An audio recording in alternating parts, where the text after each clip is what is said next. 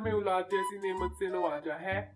बबलू ने हमारी जिंदगी में आकर 4 चांद लगा दिए हैं। हाँ कालू, बबलू के आने से पहले तुम्हें तो चोरियों से ही फुर्सत नहीं मिलती थी। आए दिन कभी किसी को लूटा होता था तो कभी किसी को। जो जेल की मार खा के आते थे तुम, वो तो फौरन भूल जाते थे। नीलो, एक तो मैं तुम्हारी बातों से तंग आ गया हूँ। तुम्हें कौन समझाए कि चोरी करना एक बहुत बड़ा काम है। तुम तो बस मुझे बातें ही सुना सकती हो। मैं तो अपने बबलू को भी चोरी करना सिखाऊंगा। आखिर चोर का बेटा चोर ही बनेगा। तुम्हारे दिल में जो आता है तुम वो करो। मेरी आज तक तुमने कोई बात मानी है जो मैं तुम्हें मशवरा दूं? जिस तरह खुद जेल की हवा खाकर आते हो ना, इसी तरह ये भी तुम्हारे साथ चले जाया करेगा। नीलो, मैं तुमसे मजीद बहस नहीं करना चाहता। मैं बबलू को बाहर लेकर जा रहा हूँ। और हाँ, हमारा इंतजार न करना, हमें थोड़ी देर भी हो सकती है। बबलू बेटा, आज मैं तुम्हें एक काम सिखाने जा रहा हूँ। बड़े होकर तुम वो ही काम करोगे। पापा, कौन सा काम? छोटे बच्चे तो स्कूल जाते हैं, जैसे चिड़िया आंटी का बेटा स्कूल जाता है। बबलू बेटा, तुम स्कूल को छोड़ो। आइंदा से मैं तुम्हारे मुंह से स्कूल का नाम न सुनूं। पता है स्कूल में टीचर्स कितना मारती हैं। एक दिन टीचर से मार पड़ी ना तो सारा पढ़ने का भूत उतर जाएगा। लेकिन पापा, चिंटू की टीचर तो उसे नहीं मारती। वो तो हंसता हुआ स्कूल से आता जाता है। बेटा, उसकी मम्मा तो स्कूल जाते हुए चिंटू को पॉकेट मनी देकर भेजती है। और हमारे पास तो खाने के लिए कुछ नहीं होता, तो ये पॉकेट मनी कहाँ से आएगी? तुम्हारे पापा भी तो स्कूल नहीं जाते थे। ओके पापा, आप जैसा कहेंगे मैं वैसे ही करूँगा। ये हुई ना अच्छे बच्चों वाली बात। वो देखो बबलू, टोकन अंकल भोजन लेकर आ रहे हैं। मैं इन्हें बातों में लगाऊंगा और तुम चुपके से इनका भोजन उठाकर छुपा देना। फिर जब वो चले जाएंगे तो हम वो भोजन उठाकर ले जाएंगे। पापा, टोकन अंकल ने देख लिया तो फिर तो हमारी शामत आ जाएगी। नहीं बबलू, नहीं देखेगा। देखना, मैं इन्हें ऐसे बातों में लगाऊंगा कि भोजन को तो भूल ही जाएगा। पापा कितने बुद्धिमान है ना। टोकन अंकल कालू और बबलू को देखकर रुक जाते हैं और इनसे बातें करने लगते हैं। और भाई टोकन, काफी समय बाद तुम्हें देख रहा हूँ। और तुम ये भोजन इकट्ठा कर करके थकते नहीं हो क्या? कभी अपने दोस्त के पास भी बैठ जाया कर। कालू, हाथ पांव हिलाएंगे तो खाएंगे ना। कोई बैठे बिठाए तो घर में भोजन नहीं देके जा सकता। और तुम बबलू की सुनाओ, स्कूल तो जाता होगा। हाँ देखो, ये तुम्हारे सामने ही है। टोकन, ये भोजन रख के मेरी बात तो सुनो। अब मैं बबलू के सामने तो ऐसी बात नहीं कर सकता।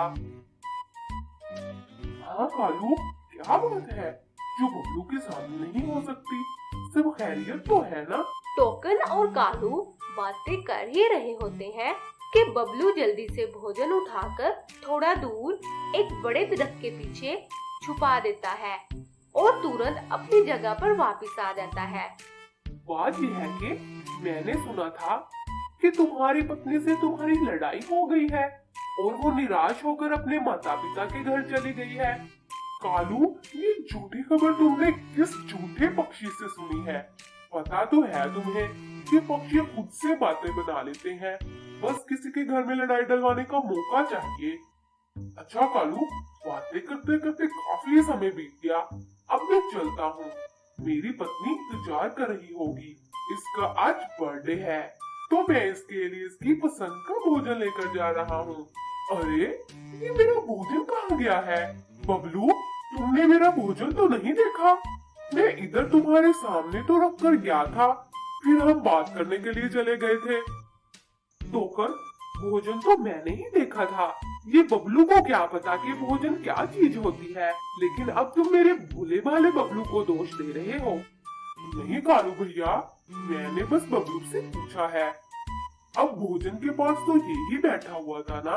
अब इतना भी बच्चा नहीं है कि इसे भोजन का भी ना पता हो, तो जाहिर है इससे ही पूछूंगा। और सिर्फ पूछने से ही बबलू पर इल्जाम लग गया। ये तो तुमने कोई अनोखी बात ही की है। मैंने कहा शायद आप मेरे बबलू को दोष दे रहे हैं। टोकन, हो सकता है कबूतर पक्षी उठा कर ले गया हो, उससे आजकल तुम्हारी लड़ाई चल रही है ना?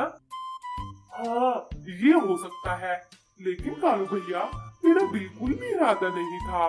जो कुछ आपने समझ लिया है। चलो चलता हूँ, मैं अपनी पत्नी को कोई और गिफ्ट दे दूंगा। वाह बबलू, तुमने आज साबित कर दिया कि तुम मेरे बहुत अच्छे बेटे हो। वैसे एक्टिंग तो तुम भी मस्त करते हो। पापा बस आप देखते जाएं, आगे आगे होता है क्या।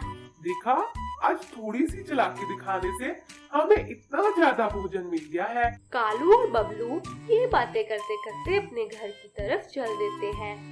नीलो मामा, देखिए आज हम भोजन लेकर आए हैं। हाय, ये तो देखने से ही इतना मजे का लग रहा है, तो खाने में कितना टेस्टी होगा। अगले दिन चिड़िया आंटी नीलो के घर आती हैं। नीलो, भगवान ने तुम्हें इतनी देर बाद औलाद दी है, तो तुम पत्नी पति को चाहिए कि बबलू को पढ़ाओ लिखाओ, ताकि बड़ा होकर आप दोनों का सहयोग बन सके। उल्टा कालू ही इसे अपने साथ लेकर चला जाता है। चिड़िया, अब इसके पापा को ही पढ़ाने लिखाने का शौक नहीं, तो मैं क्या कह सकती हूँ। जैसे आप लोग खुश रहे, बस बबलू की पढ़ाई को लेकर थोड़ा चिंतित थी, तो तुमसे कह दिया। अब आगे तुम दोनों की मर्जी। अच्छा, चिंटू स्कूल से आने वाला है, मैं अब चलती हूँ। समय बीतने के साथ साथ बबलू चोरी चकारियों में बहुत ज्यादा एक्सपर्ट हो गया था। वो अब पूरे जंगल का बबलू डॉन बन चुका था। सारे पक्षी बबलू डॉन से बहुत ज्यादा डरते थे। वो जैसे जिस वक्त चाहता किसी के घर से भी भोजन चुरा कर ले जाता, लेकिन किसी पक्षी की भी बबलू को रोकने की हिम्मत नहीं होती थी। बबलू डॉन अपनी जिंदगी में मस्त था। उसने अपने माता पिता का घर भी छोड़ दिया था। कालू, देख लिया तुमने? कालू, अब तुम्हें पता लग गया है ना? और अब वो क्या बन चुका है? हमें तो वो मुंह नहीं लगाता, और दूसरा पक्षियों की बातें भी अलग से सुनना पड़ती हैं। ये सब तुम्हारे कारण हुआ है। एक दिन बबलू डॉन दूसरे जंगल में भोजन चुराने के लिए जाता है, तो दूसरे जंगल की चीलें बबलू डॉन पर हमला करके इसे मार देती हैं और बबलू को उसके जंगल में फेंक देती हैं।